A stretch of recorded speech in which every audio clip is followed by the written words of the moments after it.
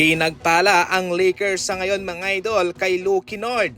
Ito yung kanilang bagong snipers sa ngayon ha. Alam nyo ba na itong si Luke Kennard sa season na ito para sa Lakers ay mayroong 55.4% na shooting sa field and 50% naman sa 3-point line.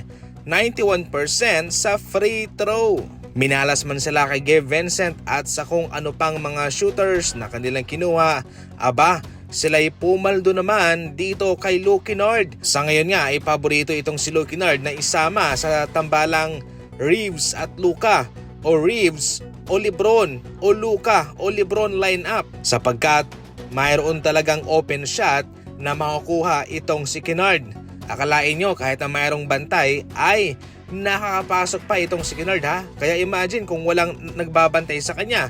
Aba, nothing but net yan. Samantala, nagkasundo naman ang kampo ni Jonathan Isaac at Orlando Magic para sa salary protection para sa susunod na season. Itong si Isaac kasi ay makakatanggap na ng $14.5 million na kontrata kung sakaling siya ay makakalaro ng nasa 52 games pa itaas. Yung original na salary ay nasa 6.5, ngayon 14.5 na tinaasan ng Orlando Magic. Safe ang kupunan para sa salary protection sapagkat hindi naman po pwede na sila'y magbabayad ng ganyang kalaking pera na hindi naman makakalaro ang isang player. Kaya kung makakalaro ng at least 52 games itong si Isaac, walang problema, matatanggap niya ang 14 million. Sa ating huling balita, hindi naman napigilan nitong si Green na matawa na lamang sa mga sinasabi ng ibang magulang sa eskwelahan ng kanyang anak. Ayon pa mismo kay Draymond Green, mayroong mga magulang na nagsasabi sa kanya na parang ikaw rin kung maglaro ang anak mo.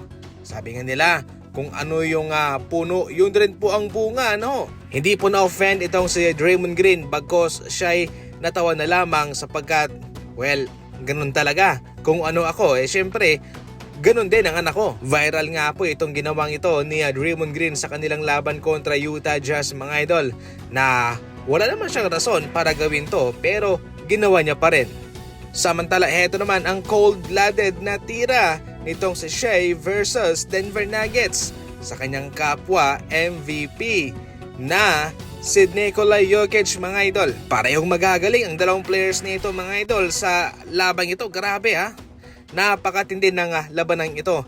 Pero nanaig itong si Shai Gilgeous-Alexander. Matagal na rin pong hinintay ng mga taga-OKC na mangyari ito.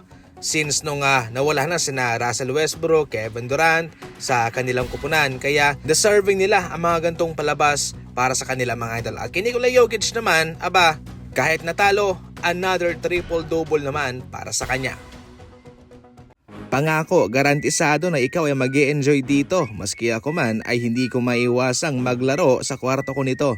Sa sala, sa kwarto, sa kusina, sa garahe, lahat ay pwede mong lagyan. Napaka-basic lang kasing ilagay. Ang link nito ay nasa comment section para makapag-check out. Maraming salamat po.